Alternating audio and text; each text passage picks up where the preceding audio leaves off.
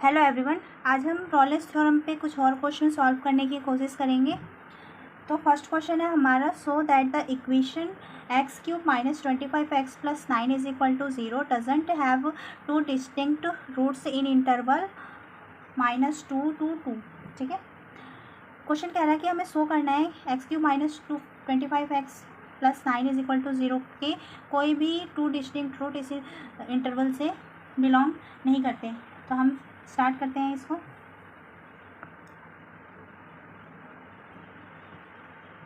Then let's define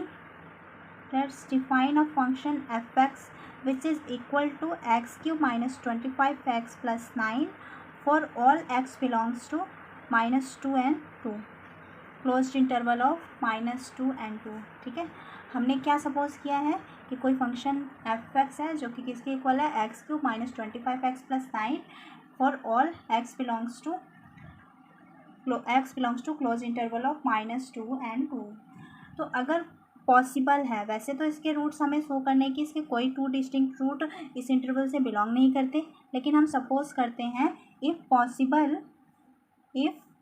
possible alpha and beta are two distinct roots, यानी कि वह distinct का मीनिंग क्या है यहाँ पर कि जो रूट्स हैं हमारे वह इक्वल नहीं है, वह अलग अलग हैं। ठीक है, इनकी वैल्यूज़ डिफरेंट है ऑफ द इक्वेशन।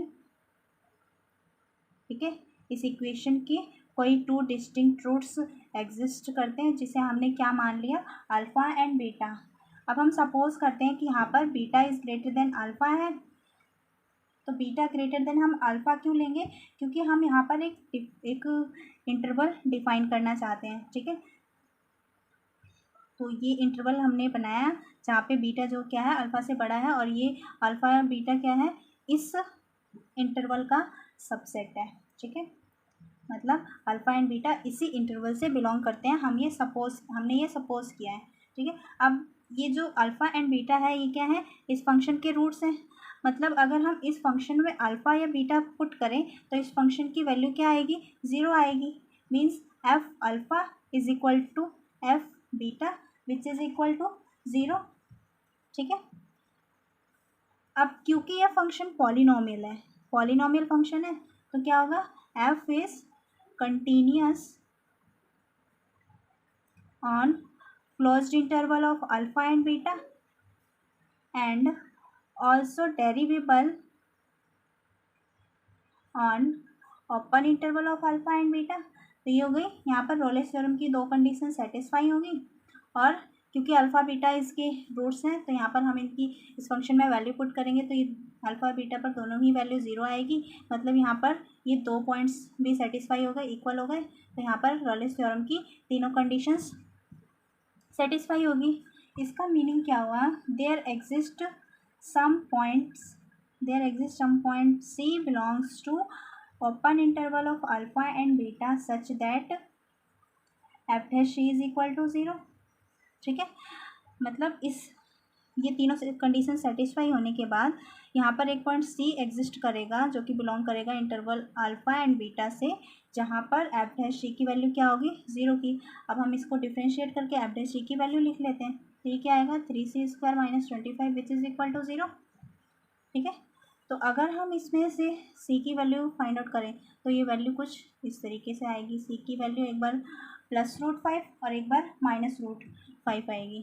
ठीक है, तो अगर हम नोटिस करें, हमने क्या एज्यूम करा था कि ये जो c है ये इस इंटरवल से बिलोंग करना चाहिए, और ये इंटरवल किसका सबसेट है, -2 and 2 का।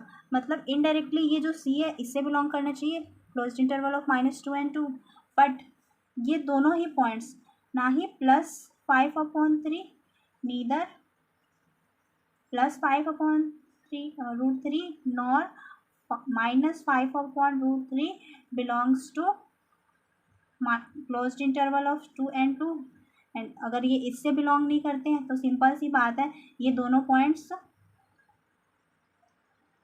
अल्फ़ा एंड बीटा के ओपन इंटरवल से भी बिलोंग नहीं करेंगे। हैंस द गिवन, हम कहाँ पहुँच गए, कॉन्ट्रडिक्शन पर पहुँच गए। ठीक है, हमने क्या अज्यूम करा था कि इसमें एक पॉइंट C एग्जिस्ट करेगा जहाँ जो कि अल्फ़ा और बीटा से बिलोंग करेगा, जहाँ पर अगर हम इस फंक्शन का डेरिवेटिव करेंगे तो वहाँ पर इसकी वैल्यू 0 आएगी, लेकिन जो हमने सी फाइंड किया वो अल्फ़ा और बीटा से तो बिलोंग ही नहीं करता। तो हम कहाँ पहुँच गए, कॉन्ट्राडिक्ट हो गया, मतलब ये जितना भी हमने एज्यूम करा था ये सब कॉन्ट्राडिक्ट हो गया। तो यहाँ हम लिखेंगे this is contradiction,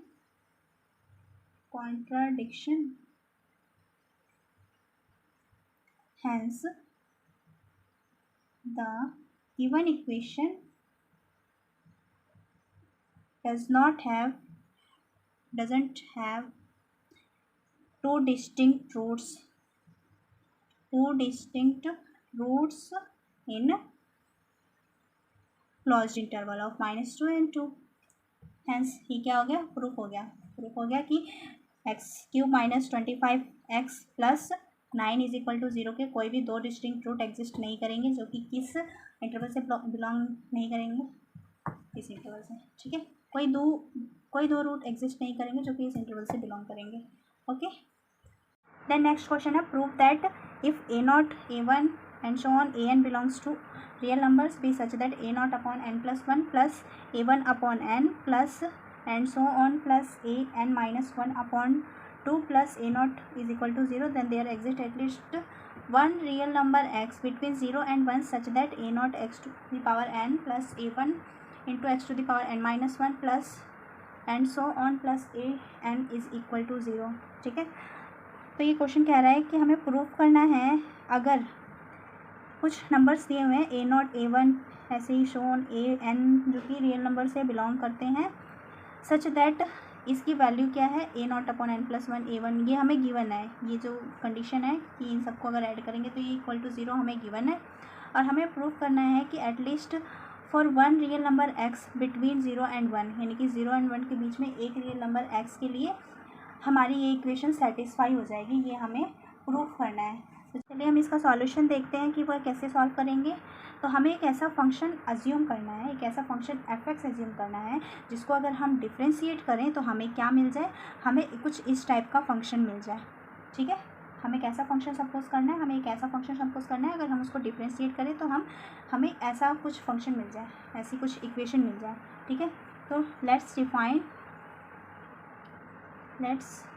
define f is a function which is defined from interval 0 1 to real numbers where f(x) is equal to a0 upon n plus 1 x to the power n plus 1 plus a1 x to the power n upon में n, ऐसे ही so on a n x upon में 1। ठीक है, तो ये function हमने define किया है जो कि रियल नंबर्स पर डिफाइन है 0 to 1 से।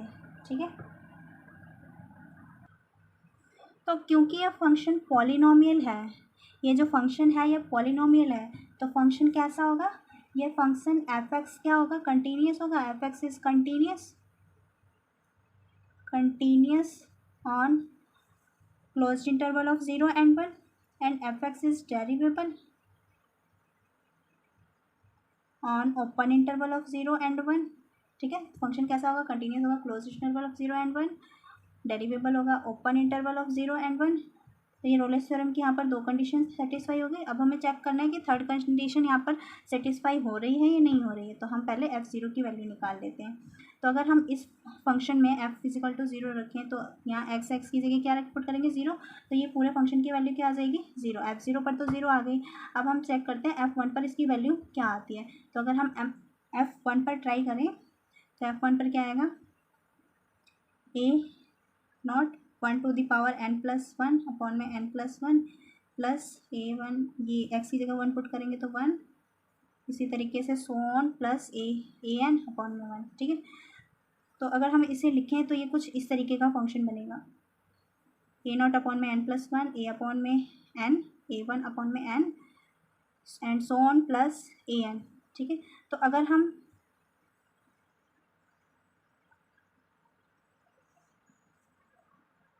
सॉरी मैं कॉपी कैमरे के सामने लाना बार बार जैसे दिमाग से निकल जाता है। ठीक है, तो ये कुछ इस तरीके का फंक्शन बनेगा। तो यहाँ पर हमें क्वेश्चन में ही गिवन है कि इसकी वैल्यू क्या है, 0 के इक्वल है। अगर आप देखें तो ये क्वेश्चन में ही हमें गिवन है कि इस पूरे फंक्शन की वैल्यू 0 के इक्वल है। तो यहाँ से हमें क्या मिल गया कि f जो 1 है वो भी 0 के इक्वल है। तो यहाँ पे हमारी रॉलेस थ्योरम की थर्ड कंडीशन भी सेटिस्फाई हो गई।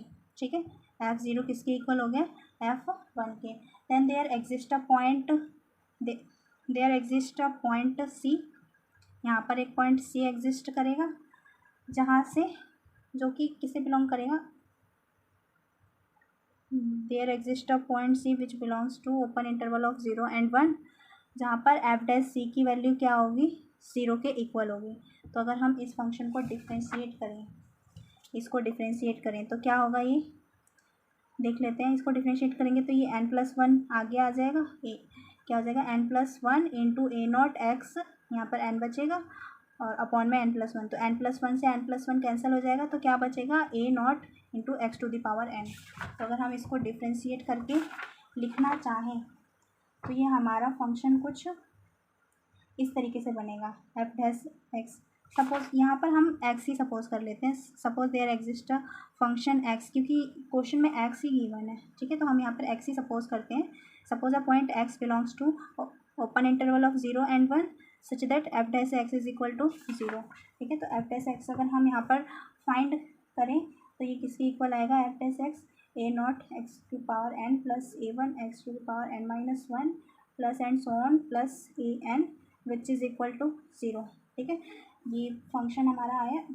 तो एफ डैश एक्स किसके इक्वल है, 0 के equal. It means a naught x to the power 1 a one x to the power n minus one plus and so on plus a to the power n equal to 0। ठीक है, तो ये जो हमें proof करना था वह हमारा प्रूफ हो चुका है। ठीक है, मतलब यहाँ पर एक ऐसा पॉइंट x एग्जिस्ट करेगा जो कि कहाँ लाई करेगा, 0 and 1 के बीच लाई करेगा, जहाँ पर ये इक्वेशन क्या हो जाएगी, सेटिस्फाई हो जाएगी। इसको हम यहाँ प्रूव भी कर चुके हैं। देन नेक्स्ट क्वेश्चन है, prove that any two real roots of e x sine x is equal to 1 there is at least one real root of e x cos x plus 1 is equal to 0। ठीक है, तो हम just let कर लेते हैं कि A and, हमें वैसे इसमें बेसिकली प्रूफ क्या करना है पहले वो समझ लेते हैं कि कोई भी टू रियल रूट्स जो कि इस इक्वेशन के होंगे, दो रियल रूट्स के बीच में एक ऐसा रियल रूट एग्जिस्ट करेगा जो कि किस इक्वेशन का होगा, इस इक्वेशन का। तो इसे अगर हम ग्राफ के थ्रू समझना चाहें तो मैं यहाँ पर जस्ट एक रफ ग्राफ ड्रॉ करूँगी। ठीक है, जस्ट समझने के लिए। ठीक है, तो इसका जो कुछ ग्राफ होता है इस तरीके का होता है। ठीक है, ये पैरेलल लाइंस होती हैं और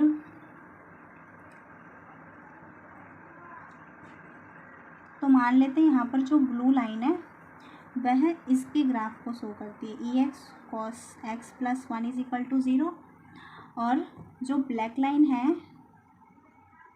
वह e x sine x minus 1 is equal to 1 के ग्राफ को शो कर रही है। तो अगर हम इसके देखें तो ई एक्स साइन एक्स माइनस 1 के टू रियल रूट्स के बीच में कोई एक ऐसा पॉइंट एग्जिस्ट कर रहा है जहाँ पर ये इक्वेशन भी सेटिस्फाई होगी, मतलब इस इक्वेशन का भी एक रियल रूट एग्जिस्ट कर रहा है इन दो रियल रूट्स के बीच में। तो यही चीज़ हमें रॉलेस थ्योरम के थ्रू प्रूव करनी है। ठीक है, तो चलिए इसका सॉल्यूशन देख लेते हैं एक बार। तो जस्ट हम अज्यूम करते हैं कि यहाँ पर a and b are two any real roots of the equation e x sin x minus 1 is equal to 0। A and b हमने अज्यूम किया है दो रियल रूट्स हैं इस इक्वेशन के। ठीक है, इस इक्वेशन के दो रियल रूट्स हैं। तो अगर हम इस इक्वेशन को लिखना चाहें तो हम इस इक्वेशन को कुछ इस तरीके से भी लिख सकते हैं। दोनों साइड हम ई एक्स से डिवाइड कर देंगे तो ये यहाँ कैंसिल आउट हो जाएगा, यहाँ 1/(x) e to the power minus x हो जाएगा विच इज इक्वल टू 0। ठीक है, तो हम एक फंक्शन डिफाइन करते हैं। So let f x is equal to sine x minus e to the power minus x for all x belongs to real number. हमने एक फंक्शन डिफाइन किया जो कि क्या है, sine x minus e to the power minus x for all x belongs to real numbers. ठीक है, सभी एक्स की वैल्यूज़ के लिए जो कि रियल नंबर से बिलोंग करते हैं ये फंक्शन हमने डिफाइन किया है। ठीक है, तो यहाँ पर हमने क्या माना है, ए और बी इस इक्वेशन के दो रूट्स हैं, यानी कि इस फंक्शन के दो रूट्स हैं। तो अगर हम यहाँ पर ए, इस फंक्शन में ए या बी पुट करेंगे तो क्योंकि ये इसके रूट्स हैं तो इस फंक्शन की वैल्यू 0 आएगी। ठीक है, तो इसे हम कुछ इस तरीके से लिखेंगे, f a is equal to f b which is equal to 0। A और बी हम दोनों में से कोई भी वैल्यू इस फंक्शन में डालेंगे तो इस फंक्शन की वैल्यू क्या आएगी, 0 के इक्वल आएगी। ठीक है, तो आपको पता होगा साइन एक्स का फंक्शन कंटिन्यूस होता है और ई एक्स भी एक कंटिन्यूस फंक्शन ही है। देन हैंस जो एफ एक्स होगा वह भी क्या होगा, F x is continuous on interval, on closed interval of AB and derivable on open interval of AB। तो यहाँ पे रॉलेस थ्योरम की दो कंडीशन सेटिस्फाई होगी, पहला कि ये कंटिन्यूस है, दूसरा ये डेरिवेबल है। और क्योंकि हमने ए और बी को रूट्स मान रखा है इस इक्वेशन के, तो यहाँ पर इन दोनों फंक्शन में इसकी वैल्यू रखेंगे तो 0 आएगा। तो यहाँ पर हमारी थर्ड कंडीशन भी रॉलेस थ्योरम की सेटिस्फाई होती है। Hence there exist a point C belongs to open interval of AB such that f dash C equal to होगा 0 के। ठीक है, तो यहाँ से अगर हम f dash C कैलकुलेट करें तो साइन एक्स को डिफ्रेंशिएट करेंगे cos C आएगा, और इसका अगर हम डिफ्रेंशिएशन करेंगे तो यहाँ पॉजिटिव साइन आएगा e to the power minus a which is equal to 0। तो अगर हम इसको थोड़ा सा सही से लिखना चाहें तो ये कुछ यह बनेगा। ठीक है, तो ये इक्वेशन हमारी आ गई ये वाली। तो इसे हम क्या प्रूव करें, यहाँ पे ये जो सी पॉइंट है वो किस में लाई कर रहा है, ये जो सी पॉइंट है ये open interval of a b से बिलोंग कर रहा है। Hence c is a root of the equation e x cos x plus 1 which is equal to 0।